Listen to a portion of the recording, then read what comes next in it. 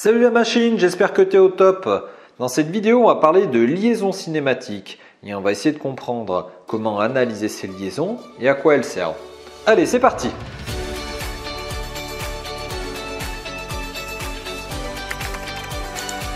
Les liaisons cinématiques correspondent à une manière de simplifier le réel. Mettons que j'ai le système suivant, qui est un système réel. J'ai une pièce ici en bleu qui ressemble à un cube, qui serait percé, donc il y a un trou. Les trous, on appelle ça des alaisages, et à l'intérieur de cet alésage, il passe un axe qui est épaulé, c'est les petites formes là qui sont sur le côté, qui vont l'empêcher de se translater. Le mouvement de mon axe par rapport au cube, ou du cube par rapport à l'axe, en tout cas de l'un par rapport à l'autre, va être un mouvement de rotation autour de l'axe de l'alésage ou l'axe de l'arbre, vu qu'ils sont coïncidents. La représentation d'un point de vue du modèle cinématique va être la suivante. Mon axe ici est représenté par le trait rouge et mon cube est représenté par le cylindre. Ce symbole-là, ici, c'est le symbole de la liaison pivot. Donc quand on voit ce genre de symbole, il faut bien comprendre qu'il y a deux pièces. Il y a d'une part l'axe, d'autre part l'alésage et qu'ils vont bouger l'un par rapport à l'autre.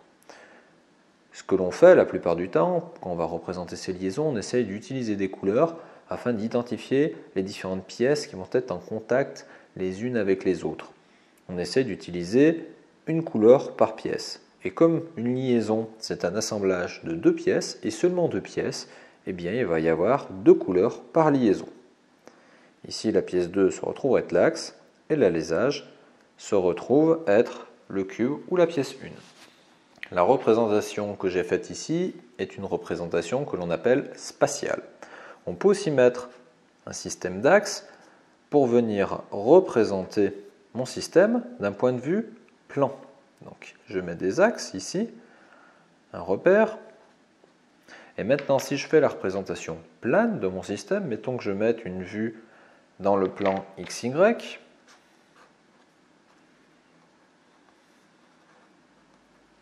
Eh bien, je vais voir ma liaison en vue de face comme ceci. J'aurai mon alésage que je vais voir comme ça, et je vais voir l'axe ici. Alors comme je suis en représentation plane, la liaison pivot, on voit l'axe passer à travers son alésage, alors qu'en représentation spatiale, on ne le voit pas. On verra qu'il y a quelques petites subtilités de représentation comme ceci. Et si maintenant je me mets à regarder ma liaison vue en bout, par exemple, ça veut dire, par exemple, sur ma vue de droite, que je vais représenter à gauche. À ce moment-là, cette vue de droite que je représente à gauche va être faite selon l'axe Z, Y. Eh bien, je vais voir l'alésage, ainsi que son nom. Et par contre, l'axe, lui, je verrai un point et un petit trait, ici, qui va représenter mon axe. On peut ensuite représenter les degrés de liberté de la pièce rouge par rapport à la pièce bleue, ou vice-versa. Les degrés de liberté, ce sont les mouvements possibles dans le repère identifié. Comme je suis dans un repère cartésien, il y a donc trois axes, et autour de ces trois axes, je peux me translater ou tourner. Je pourrais donc représenter les mouvements dans un tableau qui va dire est-ce que j'ai une translation du rouge par rapport au bleu selon l'axe des X? Non. Pas de translation sur Y non plus, et pas de translation sur Z. Tandis que les rotations, eh bien oui, mon axe va tourner autour de quel vecteur? Eh bien, l'axe X, et je n'aurai pas d'autre rotation. Je vais faire une petite parenthèse sur les mouvements pour qu'on comprenne bien ce que l'on est en train de faire. Mettons qu'il y ait Toto qui soit positionné au centre d'un repère. Si Toto se translate, mettons sur l'axe des X, eh bien, il pourra se retrouver dans une position après, comme ceci. Il aura la même orientation, c'est-à-dire toujours la tête en haut, mais il sera plus loin sur l'axe des X. Si maintenant il se translate sur l'axe des Z, Toto, il sera toujours debout, il aura toujours la même orientation, mais il sera plus loin sur l'axe des Z.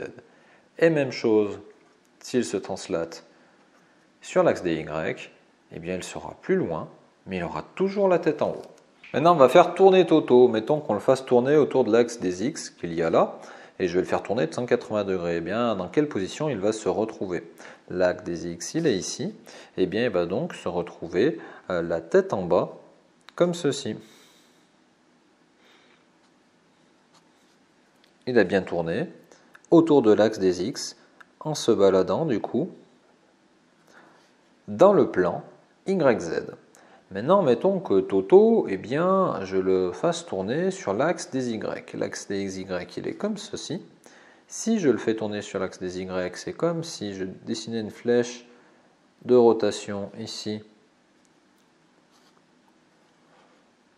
dans le plan XZ.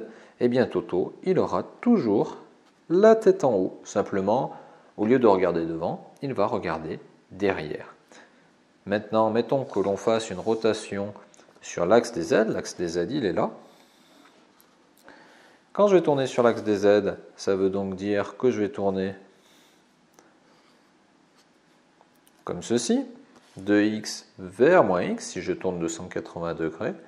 Eh bien, ça veut dire que Toto, il aura aussi la tête en bas, comme tout à l'heure, si je fais une rotation de 180 degrés. Mais si maintenant je fais une rotation que de 90 degrés sur l'axe des X, eh bien Toto il va se retrouver maintenant couché sur l'axe des Z. Je suis le sens de la flèche, je suis couché sur l'axe des Z. Au niveau de la rotation sur Y, il sera toujours debout. Et maintenant, au niveau de la rotation autour de l'axe des Z, ici, si je fais une rotation que de 90 degrés, eh bien Toto sera couché selon l'axe moins X.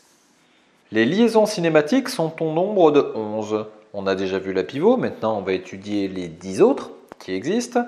Attention, ce n'est pas parce que l'on utilise 11 liaisons cinématiques qu'elles représentent toutes les combinaisons possibles de mouvements. Il y en a bien d'autres, bien entendu. La deuxième liaison qu'on va étudier, qui est une liaison relativement simple, c'est la liaison glissière. D'un point de vue spatial, c'est représenté comme ceci, un parallélépipède creux qui serait parcouru par un axe. Et l'axe, il y a une espèce de croix ici qui est représentée, qui l'empêche de tourner. Cette croix, on la retrouve sur la vue de face. Quand je regarde ici, eh bien c'est cette vue qu'il y a là, qui représente donc notre axe avec son croisillon. Et par contre, en vue de côté, à cet endroit-là, ça ressemble à la liaison pivot. Donc c'est bien pour ça qu'on ne lui fait pas traverser l'axe ici pour éviter de confondre avec les liaisons pivot. Alors les mouvements, le seul mouvement possible, ça va être que la barre rouge par rapport à la pièce bleue va pouvoir se translater selon l'axe du croisillon, c'est-à-dire ici par exemple mon axe des X. Donc j'aurai qu'une translation sur l'axe des X, pas d'autre translation et certainement pas de rotation. Deuxième liaison, parmi les nouvelles, la liaison pivot glissant.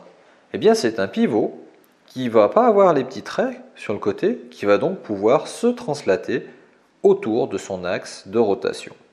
D'un point de vue des symboliques planes, ça ressemble vraiment à un pivot. Par contre, il n'y a pas les petits traits sur le côté qui arrêtent sa translation.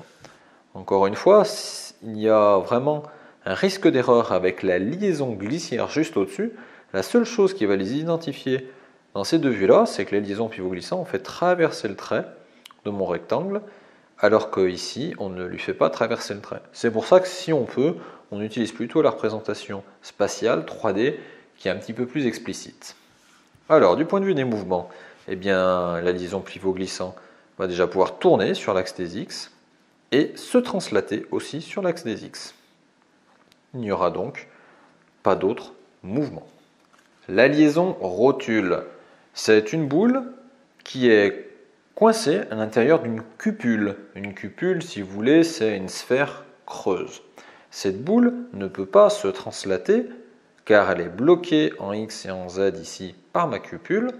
Et si je la tire selon l'axe des Y, eh bien je détruis la liaison. Donc il n'y a pas d'intérêt de l'étudier dans ce cas-là. Alors, les représentations planes eh bien, ressemblent vraiment à la représentation spatiale. D'une manière générale, dès qu'on a une boule, sauf pour une liaison particulière qu'on verra après, il ne faut pas réfléchir plus loin, j'ai toutes les rotations qui sont possibles. Sauf le cas particulier de la rotule à doigt, mais ce n'est pas une simple boule, on le verra juste après. Pourquoi? Eh bien la boule, elle peut tourner autour de son propre axe, ici, l'axe Y, mais je peux aussi m'orienter un petit peu comme je le veux, sur X et sur Z. Par contre, au niveau des translations, eh bien, c'est ce qu'on a dit tout au début, pas de translation possible, sinon je casse la liaison. La liaison linéaire annulaire, c'est une sphère qui vient se promener à l'intérieur d'un cylindre creux. Alors on ne représente que la moitié d'un cylindre creux. Cette sphère, déjà, qui est représentée, elle a tous les mouvements de rotation possibles. Rappelez-vous ce que je vous ai dit juste au-dessus, dès que je vois une boule sur mon symbole, eh bien j'ai toutes les rotations possibles, sans chercher plus loin. Maintenant, cette sphère, elle peut aussi se translater selon l'axe de mon cylindre, c'est-à-dire l'axe des X, et elle n'a pas d'autre mouvement. Les représentations planes sont comme ceci, donc sur le côté c'est assez explicite, on voit la sphère et on voit l'espèce de demi-cylindre représenté symboliquement. Par contre, afin d'éviter de la confondre avec la rotule que l'on a vue juste au-dessus, sur une vue de côté, eh bien on met un petit trait en dessous pour distinguer ça de la rotule. La liaison hélicoïdale, c'est une vis, la pièce rouge, qui rentre dans un écrou, la pièce bleue. On représente le filetage comme une espèce de petite vague. Donc au niveau des deux autres vues, on voit la petite vague sur le côté, ici, pas de grosse subtilité à comprendre. Par contre, en vue de côté, le filetage est représenté par un 3/4 de cercle. On aura donc une translation et une rotation sur l'axe des X, parce qu'effectivement, ma vis va pouvoir tourner et se translater, donc on va mettre les deux. Par contre, une chose est importante, il va falloir noter que ces deux mouvements-là ne sont pas indépendants, ils sont liés. C'est important de le noter tout de suite, parce qu'au niveau des actions mécaniques qui vont être transmises, au niveau des vitesses qu'il va y avoir, eh bien ce ne seront pas deux inconnus, les deux seront liés l'une avec l'autre, et du coup ça changera bien des choses dans notre calcul. La liaison suivante est la liaison ponctuelle. C'est grosso modo l'équivalent de votre doigt qui appuie sur la table, ou la pointe de votre feutre ici qui appuie aussi sur la table.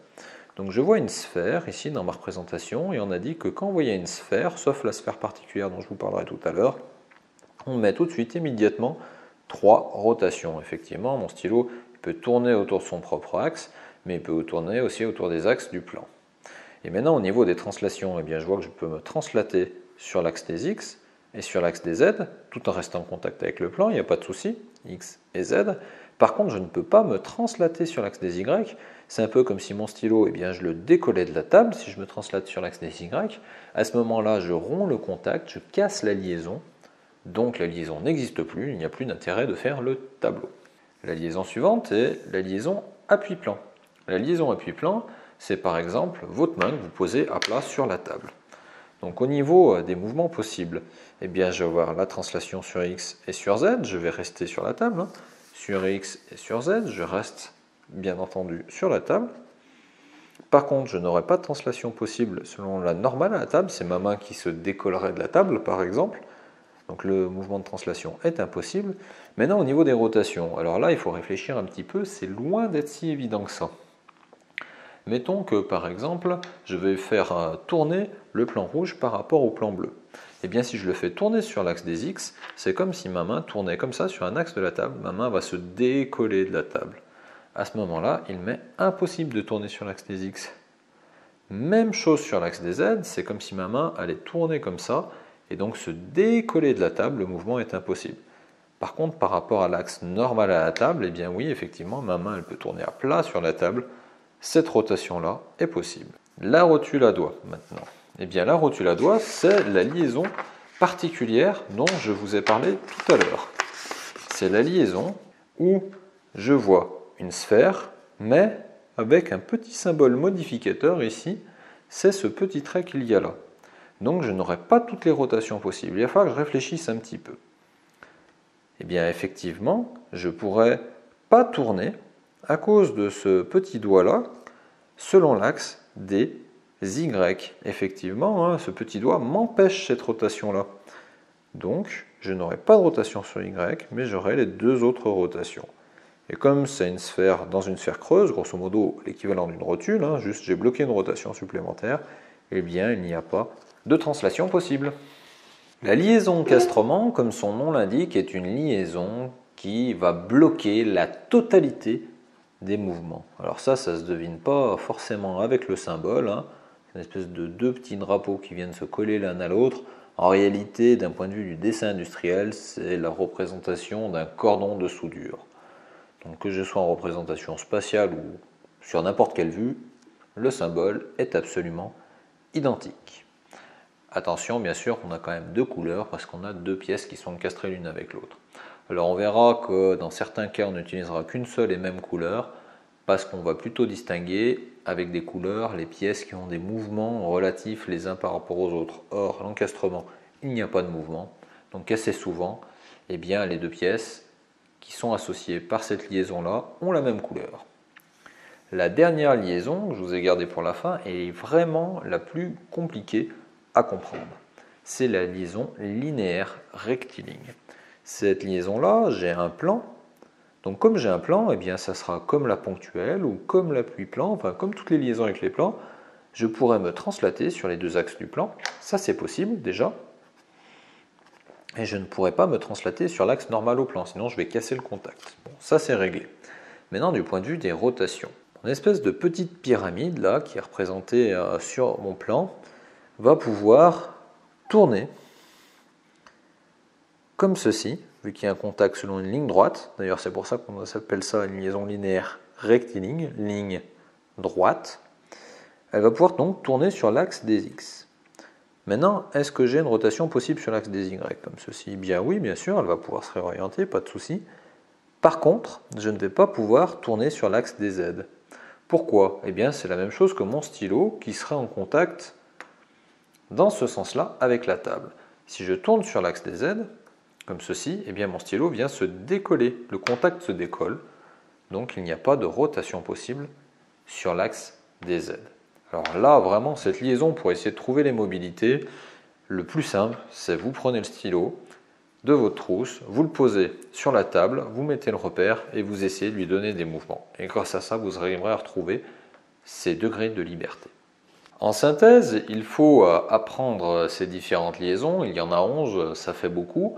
Mais plutôt que les apprendre par cœur, le plus simple, c'est d'essayer de retenir à quoi elles vont correspondre. On ne demande pas forcément, pour faire un sujet de bac, de connaître la totalité des noms. Par contre, il faut essayer de bien comprendre comment est-ce qu'elles vont bouger si par exemple on vous donne un symbole. Et à partir du symbole, par exemple spatial ou 2D, être capable de remonter au mouvement. Attention, les mouvements se font bien entendu dans un repère, donc il va falloir trouver le repère. Et le mouvement identifie le mouvement d'une pièce par rapport à l'autre, même si derrière il y a un mécanisme qui vient relier par une chaîne de contact ces deux pièces-là l'une avec l'autre. On va faire abstraction du reste du mécanisme et on ne va regarder que les deux pièces qui sont en contact. Ces liaisons cinématiques ne caractérisent que les mouvements à partir du contact entre nos deux pièces. Et c'est bien ça toute la subtilité. Cette vidéo est terminée, félicitations d'être arrivé jusqu'au bout et bon courage pour tes révisions.